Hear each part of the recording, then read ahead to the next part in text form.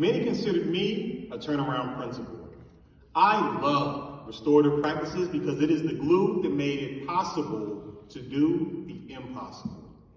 In Chicago, our staff of Chicago International Charter School Lloyd Bond campus turned around a school on the south side of Chicago from the closed list to the #1 elementary school on the far south side, according to Chicago Magazine, with a 60% drop in suspensions. Fights within our building decreased as students became more aware of the harm they caused when they did not care about their own actions. Reentry circles were a huge part of that success as students were welcomed back into our school after being suspended. Elementary circles are about getting students to learn about sharing, caring, and working together.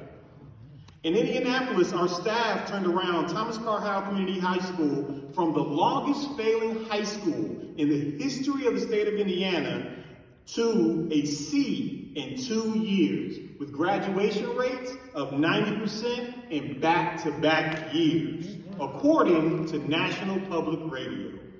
Part of our success lay in a huge jump in attendance because of a huge drop in suspensions that occurred as a result of restorative practices.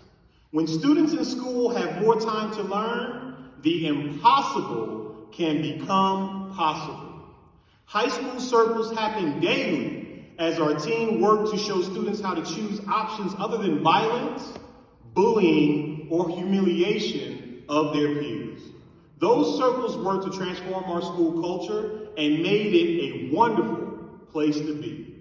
Now in Columbus, restorative practices were the central part of breaking 4 out of 7 school records on the Ohio State test in reading and math in the heart of Linden. The students in Nemo Cross-Cultural Middle School struggled with student communication as they struggled with my forthright personality to take accountability for their actions. Restorative chats have had a huge impact on our students because they now have learned the skills necessary to effectively advocate for themselves in a respectful manner. You cannot tell me what God and restorative practices can do for our schools. Columbus City Schools cannot wait until 2026 to plan for full implementation. It is needed now.